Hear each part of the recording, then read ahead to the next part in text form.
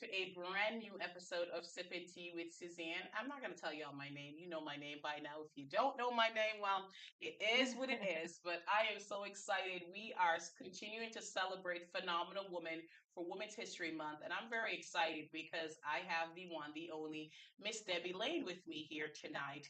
And she is the founder and CEO of Magic Line Consulting. And we're going to talk all about that. So make sure you go do what you need to do and come back in like 30 seconds or less because we're going to get a chance to chat with Miss Debbie. Hi, Debbie. Welcome Hi. to the show. Thank you so much. I'm glad to be here. Yes, I'm excited to have you here.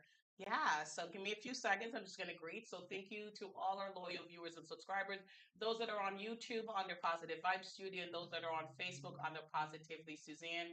I'm so appreciative if you guys showing up week after week.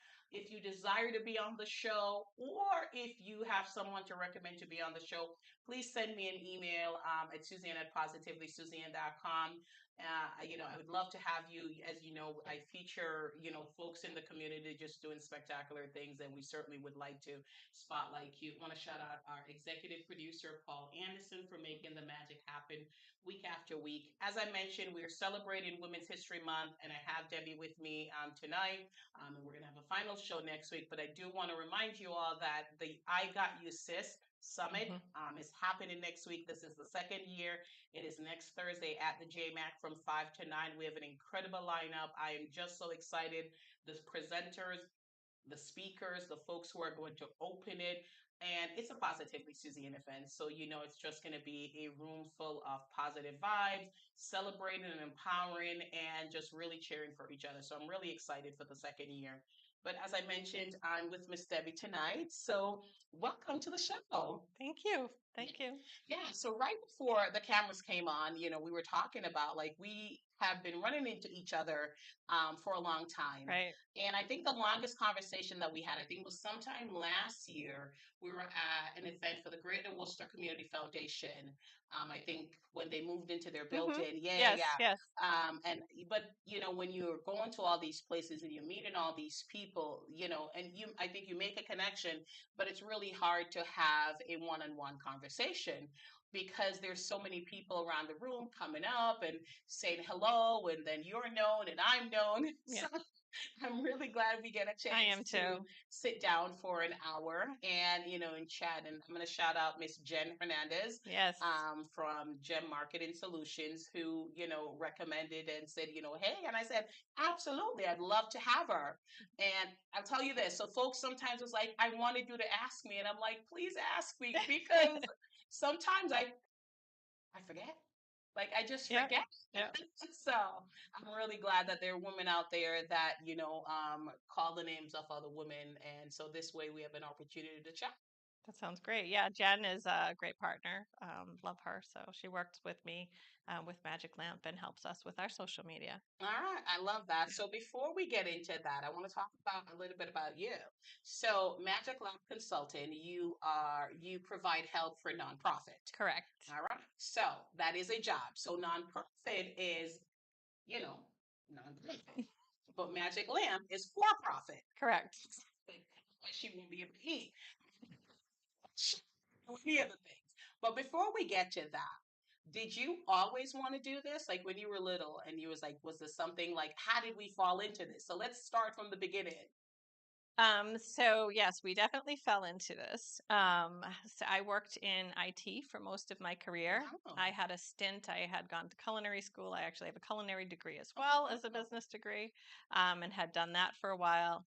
And and things changed for me, and the direction of my life changed for me when my mother-in-law, who I know it's unusual, was like one of my very best friends. And I met her when I was 17, and she was diagnosed with stage 4 colon cancer. And so, it was like, okay, we need to get support for her. And I brought her over to the Virginia Thurston Healing Garden, which is a cancer support center in Harvard. And they have integrative wellness programs. They have expressive arts therapy. They have body work. So, like, they have cancer massage, Reiki. They have Qigong. They have all different kinds of programs. But when we went there, I thought we were going for her. and just for her. And when we got there, I discovered that they have a caregiver support group, and I was Anne's caregiver. And so I joined the support group, and your friends, when you're going through the cancer experience, or caregiver experience, your friends are great, and they want to support you, but they don't know like what you're going through. And when you're in that support group surrounded by other people that are on the same path, um, they get it, they understand everything that you're going through. And for me, it just made such a difference in my life. Um, with the social worker one night looked at me and she's like, I think you should write Anne a love letter. And so people really don't, she really was one of my best friends. I talked to her multiple times a day. We traveled together, the two of us. We went to Europe together. I went out to see her in California. And we were in photo club together. And so we were just really close. And so when she got sick, um, and I started the support group, and they said, okay, write her a love letter. It's like, okay, what do I say? Because I knew her like when I was 17, and I walked in the house, and she was playing the piano, and I just walked past because I was, You're with 17. yeah, yeah, and had no idea, what an impact she would make on my life. And so it was like, what do I write? And then one night I woke up, it was 2 o'clock in the morning, and it just came. And like, I didn't need to rewrite it. I didn't need to modify it. I was up from like 2 to 5 and wrote this love letter. And it started from when I was 17 and walked in the house. And through our trip to Germany, we did 3 weeks in Germany. We only got mad at each other once in our entire, and that was during that trip when we got lost and we were looking for a hotel. And so, our nerves were fried, but like out of all those years, and so she passed when I was 50. And thank you. And so for me, the love letter, like, she left the world knowing how much I loved her. She left knowing what an impact she made on our life. And she was, involved with helping care with the kids. And for me, it was the first step in starting to heal. And so after she passed, I wanted to help. I wanted to contribute. So I actually volunteered there for 3 months writing grants. And I had done a little grant work with PTO, because I was involved with the school's PTO and fundraisers and stuff. And so I started writing grants for them. And that was in the fall of 2019. And that was, pro bono. And I'm like, okay, in January, I really need to get a job. And they ended up being my first client, and referred me out. Most of my work comes through referrals. And, it takes about 5 or 6 months before you start to see the return on investment. And so, by the time you get the funder deadlines and you do the application, and get it in, it's typically a 3-month turnaround time. And so, if you remember 2020, March 2020, COVID hit. And so previously they were mostly funded through donations, and people were losing their jobs. And so the donations started to drop, and the grants started to come in. And so their development director at the time, Maddie, had looked at me one day and she was like, I don't know what would have happened if you weren't here, writing the grants. And so for me, like, that resonates because, I wanted them to be there for the next person. And they're still a client of ours. Oh, that's wonderful. Yeah. So it's been 5 years. So it's been nice. Start the business, and then how did the name come about? So originally it wasn't, planning on starting a business. And then I was planning on, like, okay, I'll be a solopreneur. If I get enough people to, keep me busy, then that'd be great. And then the name, it was like, okay, well, what do I name the company? And it's like, you write on your paper, and it's like, okay, what do executive directors wish for? Yeah. Everybody wishes for money. And so I brought you a little Yeah. gift.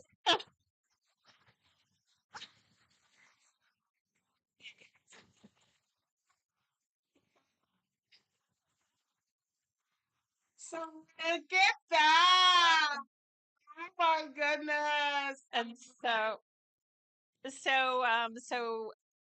the magic lamp, people. Do I remind you of Vanna White?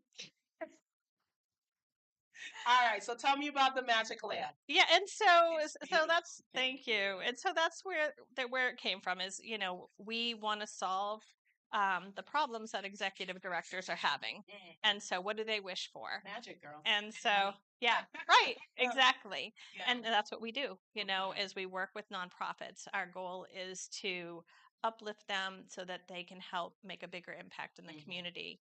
And that takes several forms. We started as a grant writer. I started as a grant writer, but quickly discovered that a lot of small to mid-sized nonprofits, so that's our specialty, is small to mid-sized nonprofits, their executive directors typically start their nonprofits the way I started Magic Lamp. It's passion driven. Okay. And not everybody has had a business background, and not everybody knows, what they need to do for compliance for a nonprofit, how to build out programs, what funders are looking to see.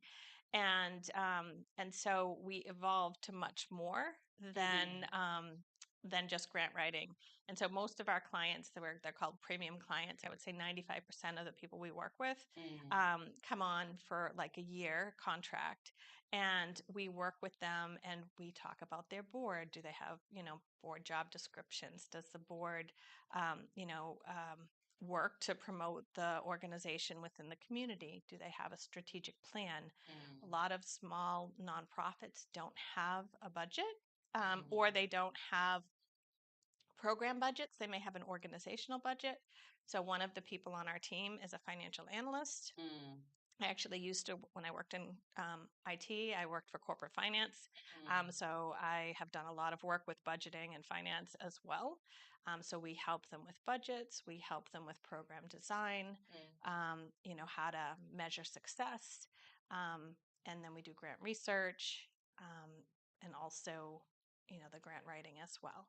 And so we're truly their partners, and we have a team when we work with our nonprofit. So it grew from just me to I have an IT analyst, and we have portals for our clients so we can share information. We have a financial analyst that helps with budgeting. I have grant writers. I have marketing interns right now. So we have a great partnership with Clark University's Graduate School of Business, and also with the Massachusetts Small Business Development Center. They had connected us at Clark, and so yeah, we bring a team with us when we go. All right, that's wonderful. So let me ask you. So I know it started as a passion for you, and how you started. So it was intentional to do primarily focus on nonprofit because for-profit business do also, apply for grant. What was the reason behind focusing solely on nonprofits? Again, it was the impact. It's funny because people are like, "Do you look for grants for yourself?" And I really should, as a small business. Like, yeah, you should look for grants. Right. But we're so busy with the clients, Yeah. that that's our focus. And so I've had people reach out and will you work with a small business? And that's not where we are. I mean, we want to make an impact. And so it's not just about raising money for the nonprofit, but what's the difference it's going to make in the community? I work with several food pantries. Between them, they serve probably 9,000 people per month. And so we're part of that. We help them feed those people. And so we sleep good at night, No, because absolutely. that you're doing good in the world. No, And absolutely. I, There's so many things that, like the, food insecurity, the unhoused, mental illness. There's so mhm. many organizations that are helping that. So you're right. Being a part of that, it makes you feel good, like you're making an impact, like you're making this world a better place. Yeah, and it's really interesting because when I started working with the interns, most of those students, want to, they're thinking like big companies. They want to work for big Absolutely. companies. But once they start with us, Mm, we have different pillars. So we give back to the community. So not only do we work for the nonprofits, typically we're going to volunteer for the nonprofit. We give funding to nonprofits. I have a few select small nonprofits each year that we do pro bono services for, and so that's part of who we are. mm, And once the interns like go to a nonprofit and they hands-on make a mhm, difference in people's lives, they actually start thinking about jobs in nonprofits as well, mhm. because it feels good. And It yeah, does. you're purpose driven, Mm, and so that is exciting to me. mhm. So Yeah. That's awesome. No, I know you talked about, you started with grant writing, and for those of you who are watching right now who are thinking of getting a nonprofit, like you do more than that. You are with them, like just really like the operations, the finance, the IT, and all of that, because there's so many nonprofits that pop up. I actually put like one day I was like nonprofits in Worcester.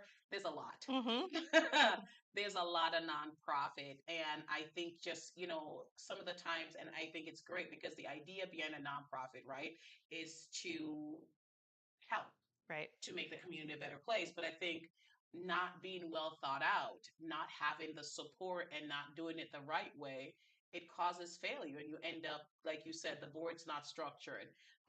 You said you have to have an organization budget and another budget Program and a budgets. program budget. So, like all of these things. And I think a lot of times, the idea sounds good, hmm right? And then, it's not easy, but like you can get it done. You can open a nonprofit, Absolutely. but then to operate. Well, even for regulations, a Yeah. lot of a lot of people don't know what they don't know. Mm-hmm. They don't know, hey, I have to get a certificate of solicitation before I start asking for funding. I need Mm, to make sure through the state that our mm, bylaws are updated. mm-hmm. If there's a change in the board of directors, so there's certain regulatory requirements that Mm, you need to take care of as well. And a lot of people just don't know mm-hmm. what those are. So we, can provide guidance with that. No, absolutely. I mean, because again, it's passion given. Like you're Right. passionate about something. You're like, I know how to bake because you remember after COVID, a lot of bakers came Yep. out of that. And, not knowing like you need a food license and, Right. all of that to do these things. So you're right. You don't know what you don't know. Sometimes you start something as a passion and then you're like, oh. Yeah. And the government will get paid. Always. So like you got to make sure you're that. So if I was saying like I wanted to start a nonprofit and I came to you and do you take on new clients who haven't opened yet?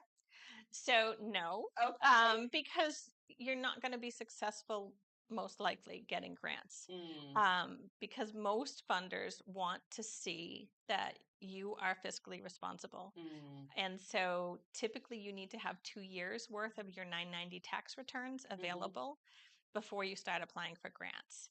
Okay. So if you are thinking about starting a nonprofit, I always like do the symbols. It typically Absolutely. starts with the executive director, Mm-hmm. is passion driven, starts this nonprofit, and then how do you fund it? Okay, well the next way you fund it is typically friends and family, Mm, and then you're reaching out to a broader network, and so your circle's starting to get bigger. And then you're looking at, you're getting some donations. Your board should be involved in helping you get donations and mm-hmm. being fiscally responsible. And you might start having some fundraisers. Now you're bringing revenue into the organization. You may have, you know, prorated fees depending on income. So you may have some revenue there. But once you're going for a while, Mm-hmm. then you can show and talk about with a funder why they should fund you because they're investing in you. Mm-hmm. So just like going to a bank with a business plan, if you are going to a funder and you're asking for money, then why should I give it to you? Yeah. And so you're showing them, well, this is the impact that I make. I'm feeding 4,000 people per month that are low income. They're, typically they're looking for racial diversity. They're looking for ethnic diversity. They're looking for information on age. What, are there disabilities? So funders ask a lot of questions. Mm-hmm. And so when you're first starting, you don't necessarily have that information. Mm-hmm. You may have goals, but you can't show success. Mm-hmm. And when we're writing grants, we need to come in, we need to give like a summary, a grant history of the organization. What's the problem that they're trying to solve? Mm. And then why are they the right organization to solve it?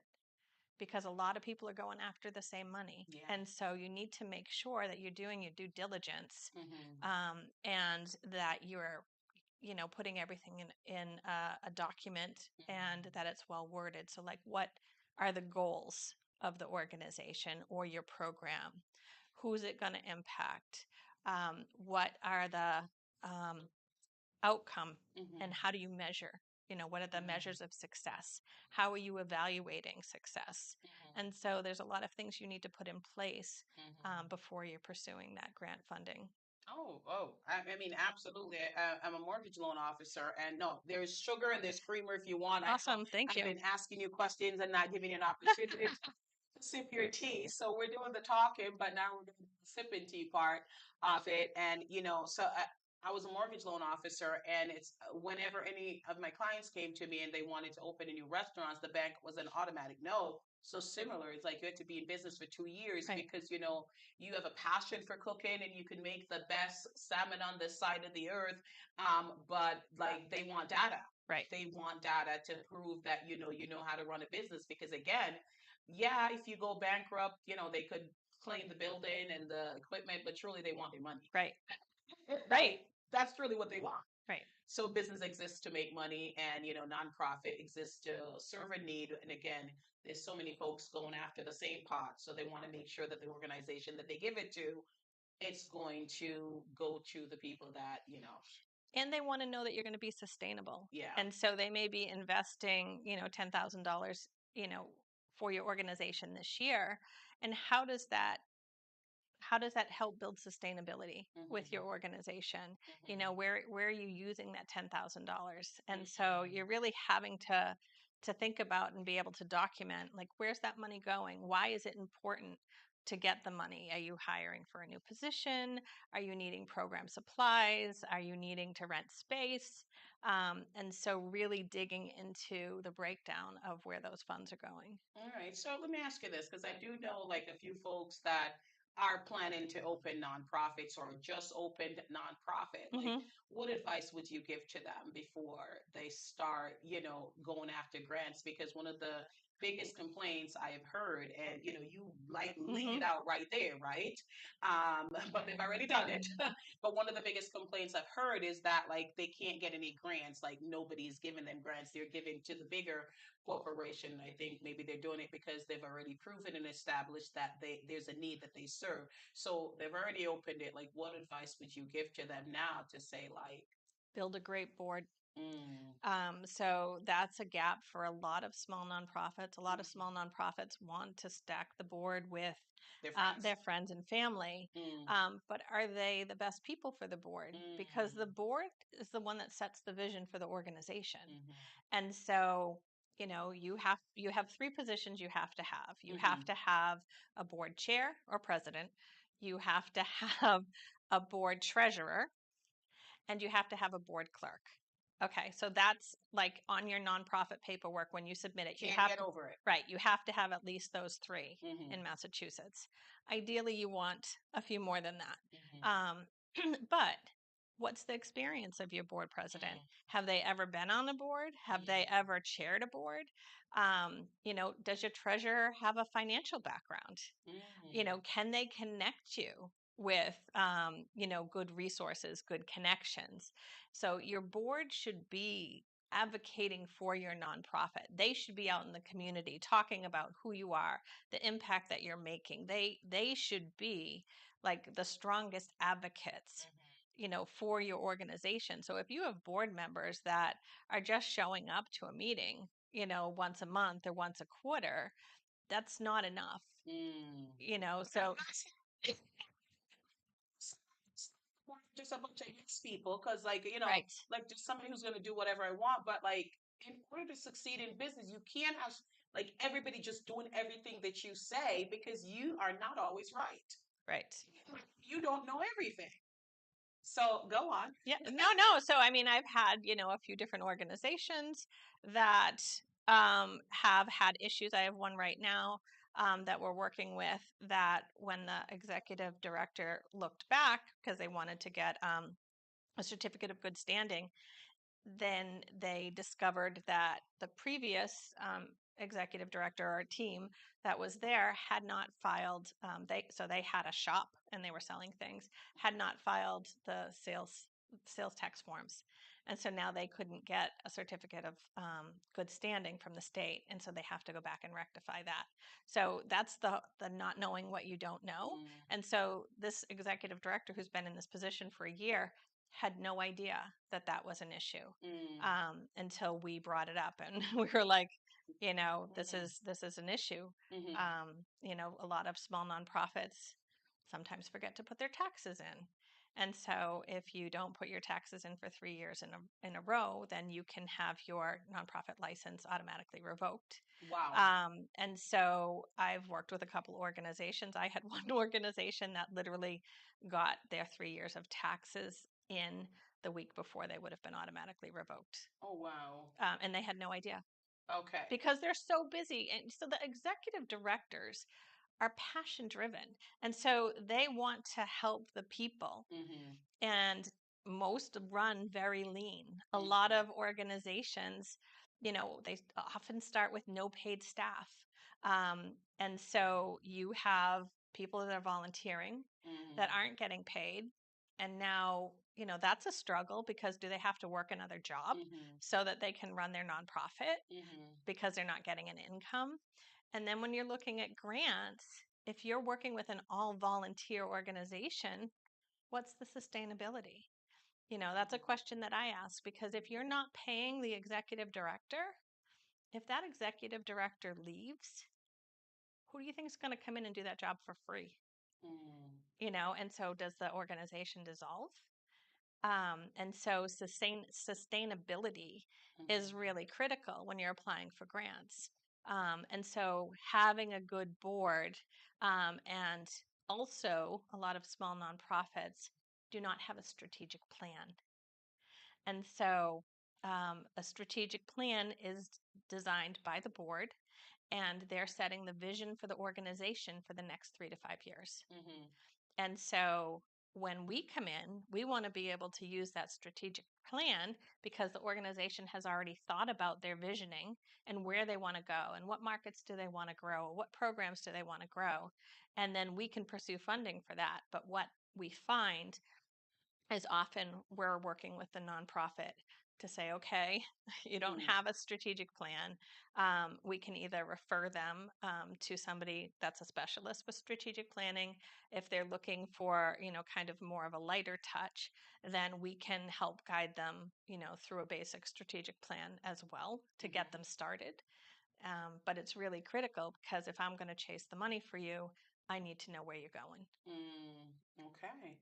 I love that. I do want to go back to one thing that you said, in terms of, so a nonprofit, yeah, most nonprofits are 501(c), right? So they're exempt, but that doesn't mean you don't file your taxes. Right. Okay. So like, again, you don't know what you don't know. Right. So you need to get your taxes done. And if you don't file your taxes for up to 3 years, they could revoke your nonprofit license. Correct. Okay. And even if it's under $50,000, there's just a little postcard you have to send in, but you have to send it in. You have to, no matter what, because if you're operating, Right. you are a nonprofit and you do have to file your taxes. So what is a certificate of good standing?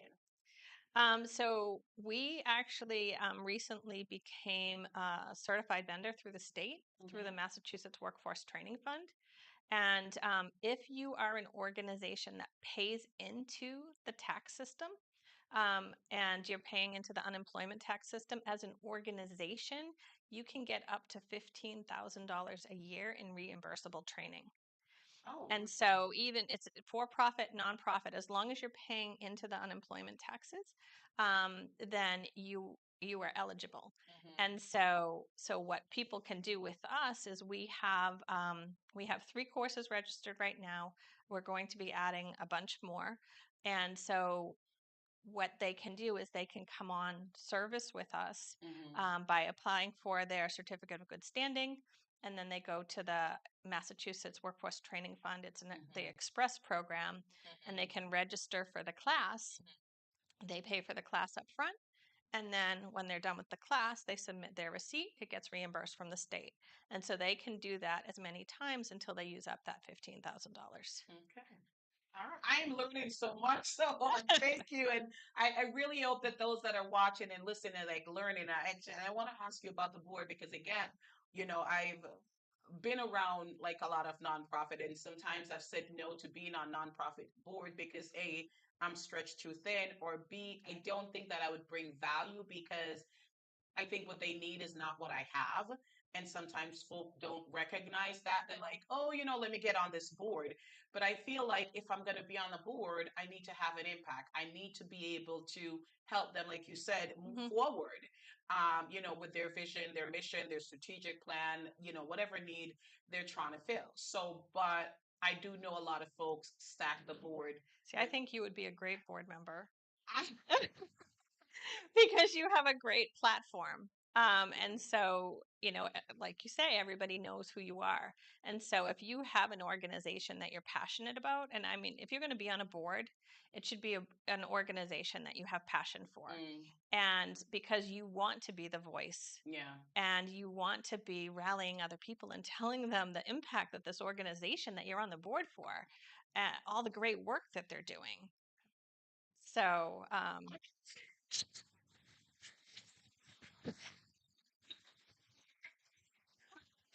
truly that's how I feel. Like I'm on a few board, like I'm on the QCC Foundation board. I really love what the college does, for the community. Yep. I'm on the E for All board. I love what E for All does. So I am on a few board, but I'm selective in terms of I really like the mission and I feel like it's sustainable, right. and they're going to do it. But I've found that like a lot of folks again stack these boards with yes people and folk that just doesn't know, but it's just to have the bodies on it, right? Let's just, so if someone has that, how do you tell them to like go about restructuring?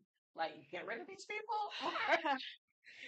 So most people aren't going to get rid of the people. I mean, Yeah. you can say, it's not best practice to Yeah. have, your entire family on the board. Yeah. Is it illegal? No. Yeah. Is it best practice? Would the funders, not give you money because of that? Maybe. And so really it's, how do you want to expand the board? And maybe it does start with people that you're comfortable with, but you need to make sure that they have the skills you need. Yeah. And so, do you go to your bank and you talk to the bank and say, hey, I'm looking for a board member. I need a treasurer. Do you have anybody that volunteers? A lot of banks will have employees that volunteer. You could go to the community foundation. Is there anybody that they can connect you with that might be interested in a board position? There are organizations that will do board matching as well. So I actually had a networking call with somebody today, and that's one of the things that they do is it's called board to board. And so board, BORED, to board. That's one of the questions I was going to ask you. Like, so then how do you find a board? Like, if you start a nonprofit and, like, how do you find a board? But you just gave some great ideas right there. Right. Right. There's a lot of people that want to be on boards, even college students. So, like, I'm working again with Clark, And so these college students could join a board, you know, because, hey, I'm working with marketing students. Why not get a marketing student on the board? Absolutely. They can help with the marketing. They can help with the visioning, Mhm. with, you know, around marketing. It gives them great experience to use on their resume. So it's a win-win. And so, and again, you're leveraging your other board members as well. Who do you know? Because a lot of utilizing the board is for networking. No, And so, yeah. absolutely. I, you know, I mean, you have to like networking, right? We have to people. Yeah. On it, you know, because and a lot that you gave, it says, you know, the skill sets, right? Like you have to know what you need. So you talk about IT, finance, marketing, and all that. You think about like when you're creating a board, you really have to think about what you need, and you don't want to have like if everybody's great at marketing, then you have five great marketers and nobody does finance and nobody does anything. So you're not going to get where you're trying to go. So one of the things that I recommend is that you have job descriptions for your board members. So even though they're volunteer, setting the expectations. Yeah. You know, so you know, if you're the board chair, do you have any idea what that is before you say, okay, I'll do it? Yeah. Because I will tell you, I was on a board and we didn't have job descriptions, and so you just showed up and you did whatever you needed to do. Yeah. But that's how you can lose people is they have no idea what they're responsible for. And so, and ideally, not only are you giving them a job description, but one, you're actually asking them to apply. You know, so you're not just saying, "Oh, you want to volunteer? Okay, apply." And what are their skill sets? Why, you know? And so you should review the applications and select the best person. But also, I recommend when you give them the job description, have them sign it because there's more of an impact when you have to put your signature on something. You are committing to doing this. Absolutely. So is there, so I know that you mentioned you don't, you know, like if I'm starting, like I get up tomorrow, I'm like, hey, I want to start a nonprofit. I'm going to call Magic Lab Consultant and hire them. Doesn't work like that. So we do on-demand consulting. Oh, tell me that. And so for our services, on-demand consulting is one of the options. So somebody can call, they can book an hour, and that hour is for them. So they can have a list of questions that they want to talk about, and whatever their questions are, we go through that in that hour. And so that's just on demand. They could call once every 3 months. They could call once. They could call, you know, more often than that. Absolutely. And so the on-demand consulting is good for somebody that's not quite ready. No, absolutely. The other, you know, the other thing is, again, the workforce training fund that we have is a really good way to get grant ready. And so even if you're not ready to apply for grants, we're working with you so that you know what you should be doing. You know, have you claimed your profile on GuideStar as a nonprofit? A lot of funders look there to learn about your organization. Really? So I was just doing a GuideStar profile last night for one of my clients. Okay. Because you're talking about, again, the impact that you're making. You're, you know, sharing who's on your board. You're uploading your 990s. So there's, you know, financial transparency. And you're putting program descriptions. And so if a funder is searching, then you are now going to show up in the search. GuideStar. I never heard of it.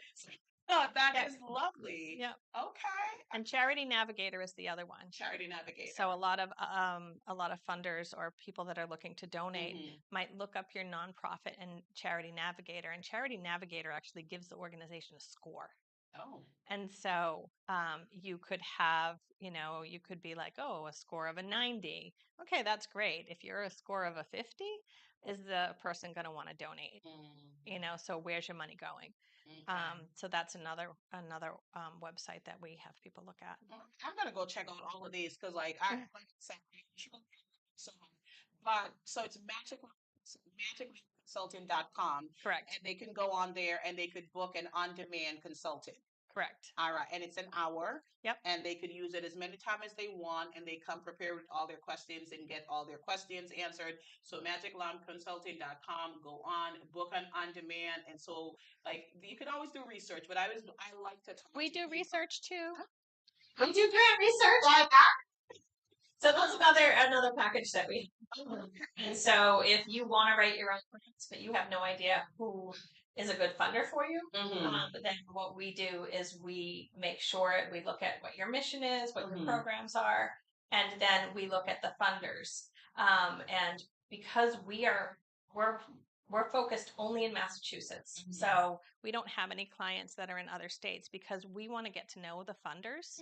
And so when people come to us, we typically know funders that are going to fund their organization, are likely to fund their organization. We typically know what the grant deadlines are. We typically know how much they like to fund. We typically know, like, will the funder have a conversation with the organization before they apply? Some of them will and are opened and want you to call and introduce yourself, and other ones are like, nope, we just want you to send in the application, and if we're interested, we'll call you. Just the paperwork. Right, Yeah. right. Okay. But we also used grant research databases as well. And the thing with the grant research is, I think people often look at it as what do they want to tell the funder what they do and why they should get funded. And what we suggest is you want to look at what the funder wants to fund and tell the funder how you're helping them solve their problem. And so it's like UMass Medical. They're interested in addressing food insecurity. And so if I'm going to write a grant for a client that's addressing food insecurity, I'm going to look at the values of UMass. I'm going to look at the grant guidelines, and I'm going to look at what their priority areas are.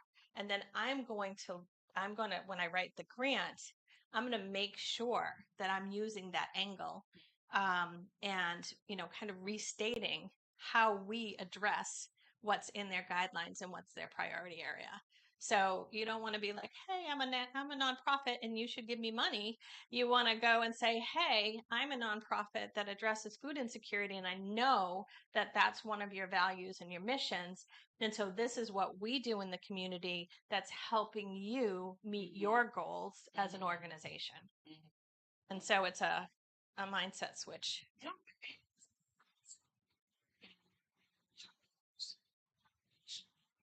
Right.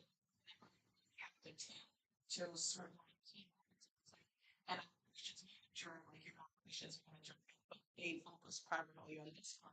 If you write a resume and you don't list anything of what they focus on, Right. shows that you didn't do any research. Right. So and the applicant tracking system already weeds out so many people. So you want to make sure they get eyes on your application. It aligns with what they say their priorities are. So if they're targeted and focused on KPIs, that is your wheelhouse. That's where you're playing all day long. Right. But no, thank you so much. That's so much great information. And honestly, I think anybody who's watching right now who has a nonprofit, who's thought about having a nonprofit, is absolutely having the time of their life because they're like, oh my God, this is a wealth of information that I didn't even know exists out there. And again, let's just say nonprofits should exist to solve a need, right? A need in society. Correct. And I'm hoping that if you have a nonprofit, that's what you're trying to do. So let's be successful. Let's be sustainable. Right? Right. Let's be successful and sustainable. All right. So, what are some of the challenging aspects of your job, you would say, like as someone who deals in the nonprofit space? What are some of the challenges for you personally that sometimes you're like, Going to bed. Can't. No, it's really hard because if I just do this other grant, then that's more money that client can get. If I just do, this little bit more, and that's kind of how we grew. That's how we were like, oh, there's a need, so they need some advice on boards. They need some advice on strategic planning. Oh, we can partner with the Clark students, and we can give them some marketing support that they wouldn't have otherwise. And if you're pursuing funding, you need to have a marketing presence. You need to be on social media. You need to be, have a good website. You need to be asking, for donations or telling them what you're doing, because you want people to see the impact that you're making. No, absolutely. So social media is important. Yes. Social media is important, good or bad, however you take it. Social media is important. So let me ask you this, and you can certainly choose not to answer. With the recent administration changes, are you seeing an impact on the nonprofit that you help? Because there's just certain shifts from certain, organizations. I know marginalized, women focused, racial how do I say this diplomatically? Like racial focused grants. Like they're going away. And there's a lot of organizations that are focused on marginalized, only the federal. Only the federal. Right. Okay. So the federal, your federal grants are going away. Okay. What I think that you're going to see is that you have more foundations that are going to step up. But that being said, the competition is going to be much harder because people that used to rely on federal funding are now having to look at corporate and foundations more than they ever did. And so now what we heard even last year before the administration changed is last year was a record year for most funders in the number of applications that they've gotten. And so I have some clients that have gotten funded year over year from the same foundation. And last year they were like, you know what, we're going to take a break this year and give somebody else a shot. And so they have funding that they had relied on, which is why you need a diverse revenue stream, that now they're having to try to find a new funder. So I think the competition is going to be very fierce moving forward. And I think, people are really going to have to be thinking about, how can I get sponsors? How can I run a fundraiser? Have I done a donor appeal? If not, to think tapping into that. Yeah. Absolutely. You have to think differently and tap outside of the, think outside of the box. And I think, I think that's great advice for them to hear that federal fund is going away. There is still money out there, but there is more people coming after it. And I think that's why it's so important that they're in good standing. Right. Because again, the most, the one that looks the best, the one that looks like it's going to have the most impact, obviously are probably going to be the ones that, get the funding. Well, and as a nonprofit, everything's public. Yeah. So you can go online, you can look at the nonprofit's 990, which is their tax document. You can typically look and see like the highest paid employee at the organization. You can look and see what their funding sources are. Yeah. There's so much information that's public. So if I'm looking at a nonprofit, somebody calls me and they want to have an appointment, one of the steps that we go through is we look at the IRS website. And so have they filed their taxes? We look at the Massachusetts Attorney General's office. They have a nonprofit search. And so you can look there and you can see what their bylaws say. Have they filed their taxes with the state of Massachusetts? Have they filed their certificate of solicitation to be able to ask for money? A lot of organizations don't even realize they need to do that. So if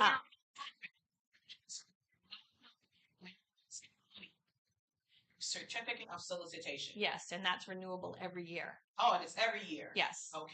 And you have to file an annual report every year. Okay. And so some nonprofits don't do that.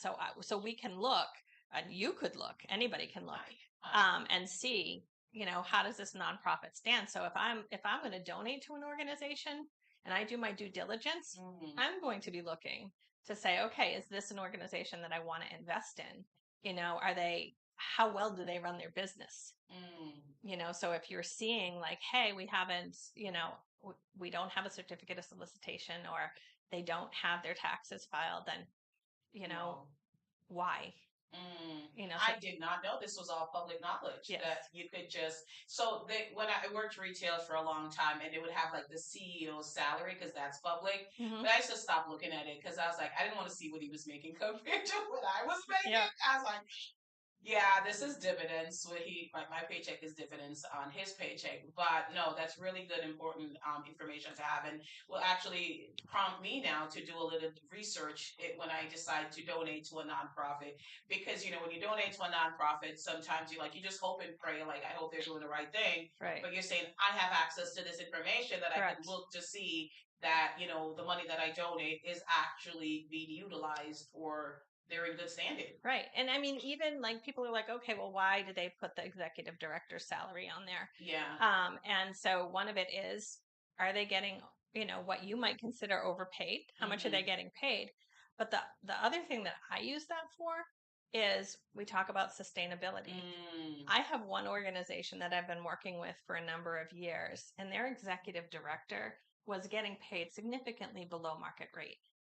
And so if we see that, because we work with a lot of nonprofits, then we can give them a heads up and say, hey, look at, you're not offering a competitive salary for your executive director. As a board, you need to think about, again, sustainability. If that person leaves, are you going to be able to hire somebody? Are you paying them a fair wage? And how do we build a budget that is going to be able to lift that executive director's salary up so that, again, you're paying a fair wage and the organization is sustainable if they leave. And so we've had several clients that we coach about how to do that and how to do the research and how to present it to the board. And again, that's public information. You can look at organizations that are the same size, do the same type of work. Okay, now I'm going to be doing some research tonight. I love so much good information that you've given me. No, thank you so much. I really appreciate that. And that was free, y'all. So let's do the on demand so that you can ask your own individual questions, because that's what I'm going to do when I decide to open my nonprofit. I'm going to do my on demand. I'm going to have a list of questions this long. And well, the other thing too is we have a newsletter. Okay. We put a lot of information out for free. I do. I do get it. I through LinkedIn. I signed up through LinkedIn, and I do get your newsletter. So yeah, and we also have it through the website, and so you can get it either way, through LinkedIn or through the website. We have a blog, and so again, free resources there. We actually have a free resources tab. Oh my! And so you can access information there as well. But the blog is excellent, if I do say so. And great information. Absolutely. So MagicConsulting.com. We have the newsletter, and I signed up for that through LinkedIn, but I'm assuming you can sign up from the website also. Correct. You have a blog, and then you said you have a few free resources. Correct. So check that out. Absolutely. If you are interested in the nonprofit space, that's what you need to do. So we've been chatting about nonprofit for a while, and I appreciate all that information. So we're going to have to go to my wheelhouse a little bit. So you say that what's challenging for you is turning your brain off. What are we doing for self-care, Dibbi? Yeah, that's been a struggle. And so I don't typically do New Year's resolutions. I did this year because I didn't want to get burnout. And we have been growing. And so we have expanded our team. Yes. So we have a great team. And so having them take on more responsibility has been great. Relieves me from some of the tasks that I was doing. I started taking yoga on Saturdays, and then going to the gym during the week as well. Okay. So. All right. So yoga and the gym. Yes. And working less. Yeah. So I'm not up to before, like, my clients would be like, okay, you need to not be like sending emails at 2:30 in the morning. Not because they didn't want to get that, but because they were like, you don't need to be working all those crazy hours. Yeah. And so I am doing much better. And typically I'm done by 8. Good. So Yeah. No, it's important. I think we overlook self-care because your business is passion driven, and mhm, just the way it came about for you is a story that's going to live with you forever. And it's so touching, right? Because you're doing it for her in essence and right, to her memory, to honor her memory, but you have to take care of you. right. Simple as that. So I'm glad you made the resolution and you're sticking to it. Thank you. Okay. It's always easier with a friend. So I It, have a it, friend that goes with me. good. Yeah, Yeah, yeah. I did tell, like, I do know that it's easier with a friend to do certain things, yeah, especially exercise. I'm not a fan of it. So, yeah. certainly need that. All right, perfect. So, any upcoming vacations? No, All right, we got to work on that. I know. We got to work on that. But what do you enjoy for vacations, though? So we're supposed to go back to Ireland. Okay. So we actually were in Ireland when like everything shut down with COVID. Oh. And so like literally shut down around us. Yeah, I and remember. and My friend is from Ireland. yeah, and so like half of our it was cool, we got to stay in a castle, the first part of the week, but then the second part of the week we were going to do Dublin. Nothing was open. Yeah. We were going to do like the festival, and nothing was open. So that was my son's graduation trip. Oh. And so we talk about going back Mhm. and actually seeing it this time. So Okay. so that's hopeful. No, like put it down, like write it down, and like get it done. Like life is just meant to be lived, and you see what's happening in this world. Like I say to people, like after COVID, like anything goes. Yeah. Like COVID was insane. I didn't think in my lifetime I would experience something like Right. that. I kept thinking like we were in the twilight zone. I was like watching the news and like folks. I remember the first time I saw it. So I was in Florida. My best friend had a baby, and we were seeing pictures of people in China with the dog, like in like full on hazmat suit and mask, and we're like, that is so silly. Like, and then it came and knocked on our door. Right. And it shifted a lot of things. Before that, I was a parent that my kid didn't miss a day of school. And then the teacher kept texting me like your child is like sleeping in front of the computer. Mm-hmm. So, I think after that it like really shifted a lot for me. And I try to tell folks like I get it. We gotta work, we gotta make an impact, we gotta, do all the things. I will say the one thing that was positive from COVID is a lot of nonprofits learned how to shift. So like if I look at the Healing Garden, their programs used to all be in person, and so they, with people going through chemo, were at an even higher risk. Yes. And so they pivoted and they went to virtual. And what they discovered is their enrollment actually went up significantly. And so they continued to have more and more clients every year because now it's hybrid. And so people that are too sick to be able to go to a support group can still have their computer on their bed and be able to connect with those people that have been there for them.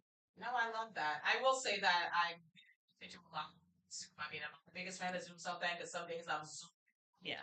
But, it's nice sometimes, like, after an exhausting day to not like go and meet in person, you could just do something. So that's great. And then final question. Okay. Anything on your bucket list that you're planning on doing in the next few years?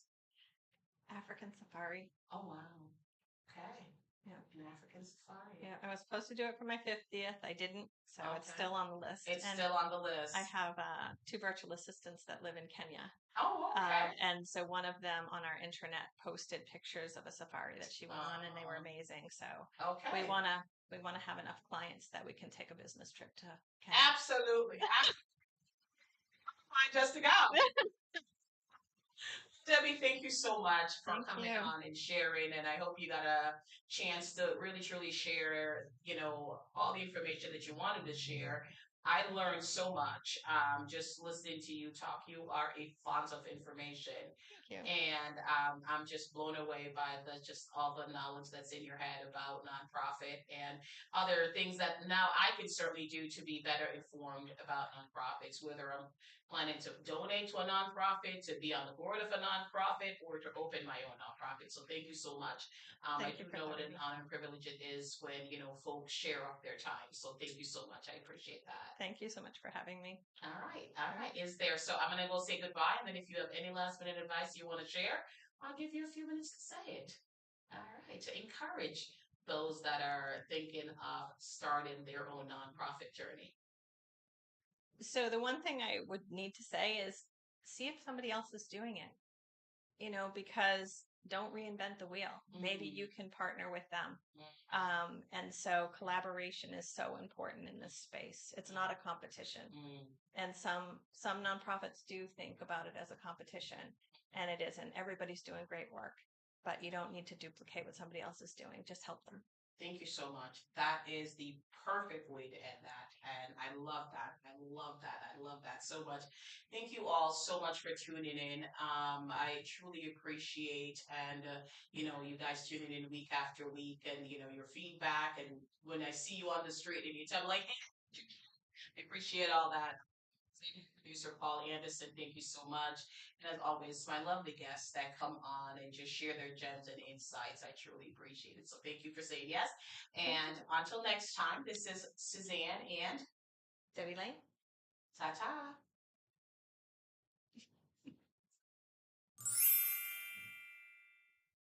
That was an hour. It did, because when he did like 10 minutes, I was like, oh my God. We haven't even talked about like bucket lists or vacation or books that we read, and I'm like, it's okay. I actually forgot I'm going to Toronto. Oh, okay. So Are they gonna let you in, girl? I know. And that's why we're going to go back to Ireland. Because we actually got one of the last flights out. Yeah. So when we were over there, my sister